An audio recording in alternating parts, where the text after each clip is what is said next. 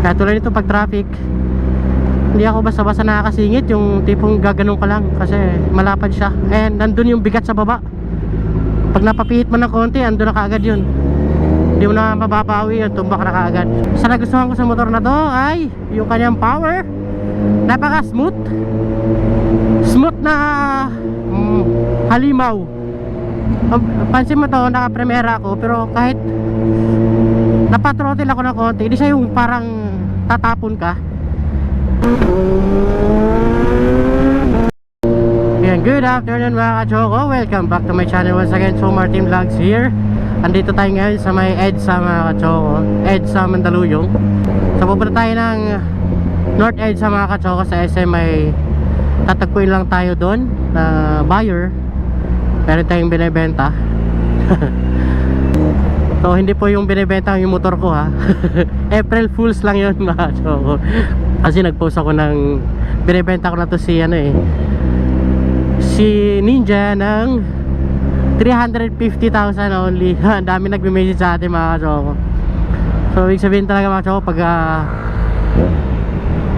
mga worth na gano'n 300,000, ang dami talaga gustong bumili ng big bike, no? Kasi bihira yung gano'ng presyo, lalo 1,000cc. Pero di ko pa bitawan to si Ninja 1000 mga kachoko, kasi na-enjoy ko pa siya eh. Although mabigat siya, pero the best naman yung performance talaga, lalo pagdating sa long ride natin, yung mga twisties. So far, pag-usapan na rin naman natin si Ninja 1000. Pag-usapan na rin natin mga kachoko kung after ko siya binili, kung worth it ba na nagpalit tayo ng motor, na pinalitan natin si MT-09 kapalit nito na Ninja 1000. So isa-isahin ko yung pros and cons sa motor na to. Okay, so magsimula muna tayo sa pros. Yan, kung ano yung nagustuhan ko sa motor na to. Number 1, yung kanyang comfortability. Yun, grabe. Magandang suspension nito mga kachoko, kasi since ano siya, sports touring. Yan, nandun talaga yung maganda yung suspension niya. Hindi naman kasing lambot ng mga adventure bike, pero nasa gitna siya. Nasa gitna siya ng sport saka adventure bike, yung lambot niya. Compare talaga dun sa MT-09 na naked bike, medyo matalbog ako dun. Ito, kahit i-banking mo siya ng todo, wala pa ring kalog. Di siya yung tipong nag-aalangan ka na ihiga yung motor. So yun yung comfort niya. And number 2, since comfort ang pinag-usapan, na experience natin yung kanyang cruise control na bihira lang sa mga big bike na meron. Kung meron man, yun talagang mga may presyo na big bike, yung mga mamahaling ano na, mga upgraded bike na talaga.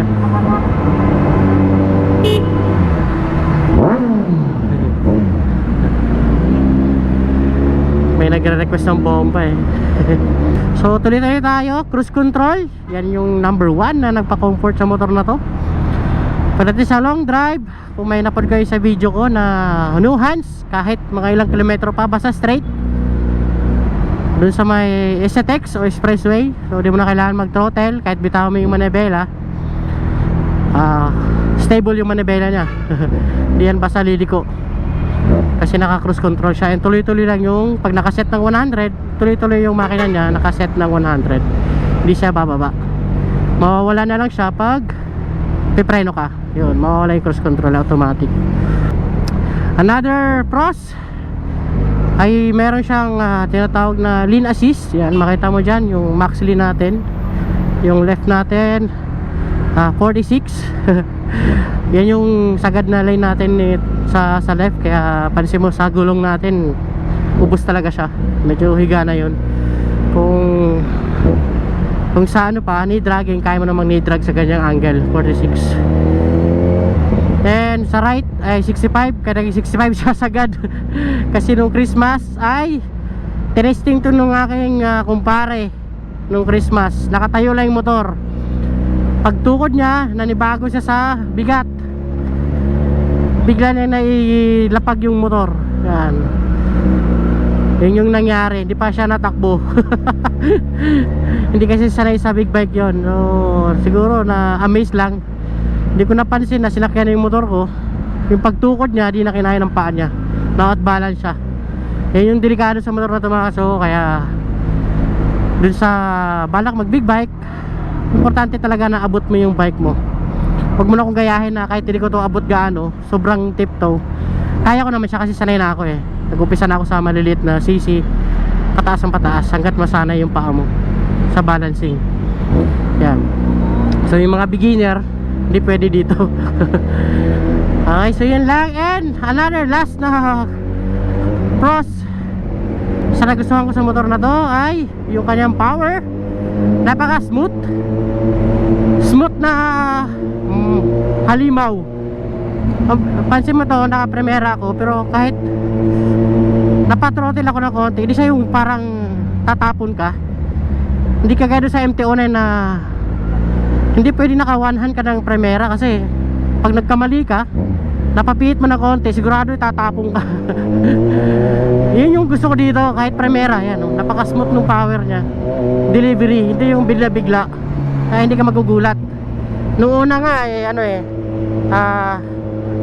akala ko nabibitin ako sa arangkada kasi sanay ako sa MT-09 na pag arangkada talagang ang layo mo na agad eh. Parang kang iiwan ng kaluluwa mo pag nag-Primera ka ng MT-09. So malayo yung arangkada niya. So sa arangkada napaka-smooth niya, hindi ka matatakot na birit mo agad kasi napaka-smooth lang yung parang dahan-dahan lang siya. Pagdating sa power, doon na tayo sa 4th gear hanggang 6th gear, doon mananawa ka. Hindi mo siya maisagad talaga mga kasoko. So walang camera to be honest. Napatakbo na natin ito ng 280 pero saglitan lang. Tinesting na natin pero hindi ko pa maisagad. Hanggang doon lang yung kaya natin kasi wala naman tayo sa racetrack. So soon, hopefully na pag nakaluwag-luwag na tayo, malaki na si baby. Sa ngayon kasi tinutulungan ko pa si Mrs. mag-alaga, di tayo naglalayo. Moron bahay lang tayo, trabaho, bahay-trabaho lang tayo, bahay-negosyo lang tayo. Pag marami ng oras, siguro gusto ko matesting ito sa Clark, sa racetrack, kahit pa paano, di ba? Para masubukan ko yung talagang walwal kung walwal, di ba? Mahilig tayo sa ganon.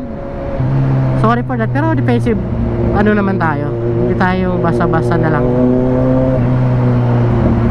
So mahasa pa yung skills natin pagdating sa driving. Yun yung importante kasi hindi porket naka big bike ka, the more na big bike ka, the more malaki yung responsibility mo, di ba? Kasi the more na mabilis yung motor mo, the more na mataas ang chance ng aksidente, di ba? Okay, so doon naman tayo sa cons. Doon naman tayo sa ayaw natin sa motor na to. Pero ayaw ko sa motor na to, konti lang. Yung kanyang laki. Yung lapad niya. Nahirapan ako sumingit sa yung bigat niya. Yun lang mga kaso. Yun lang talaga cons yan. Yung ayaw ko sa motor na to, yung medyo mabigat kasi kumikilo to ng halos 245 kilos. So malayo doon sa MT-09 na 190 lang. Kaya tulad nito pag traffic, hindi ako basta-basta nakakasingit, yung tipong gaganong ka lang kasi malapad siya. And nandun yung bigat sa baba. Pag napapihit mo ng konti, andun na kaagad yun. Hindi mo na mababawi yun, tumbak na kaagad. So pag huminto ako, kailangan clear yung pagtatapakan ko kasi hindi ko masyadong abot. Mataas kasi ito mga katsoko, mas mataas pa to sa MT-09. Kaya kailangan sureball lagi. Hindi pwedeng bara-bara yung drive natin ito. Kaya yung mga ganyan biglang singit dyan, kailangan sureball muna. Hindi ka guys sa MT-09 na para ka lang nag-drive ng XRM. So yun lang mga katsoko, cons ko dito. So far, I enjoy this Ninja 1000 at di ako nagsisi. Ito yung binili natin at nakuha natin sa napakababang presyo, yung kaya lang natin na presyo kasi biglaan nga ito. Tulad nito, see, ang hirap men, hirap magkasya. Thank you. Ang bait nung binigyan ako ng space. Ito kaya yun, thank you.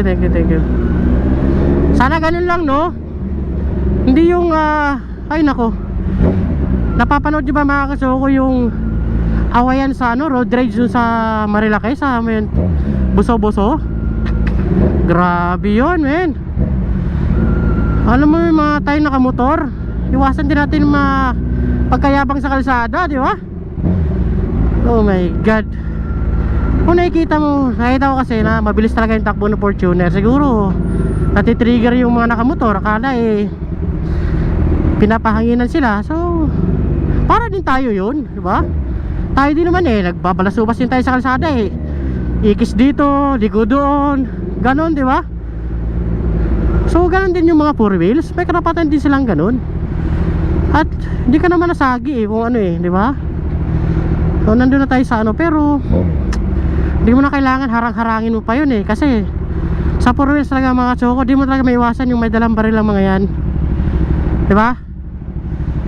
Kasi may mga kaya yun may mga license, may mga baril ang mga yan. Pero na kung wala.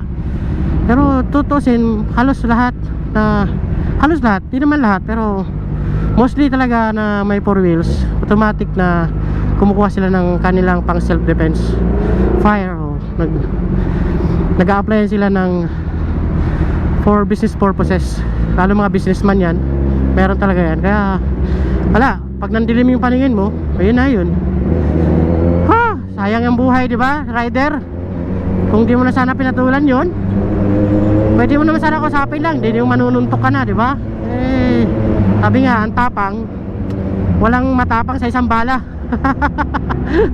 Kahit anong tapang mo, men, pag bala kalaban mo, chucks.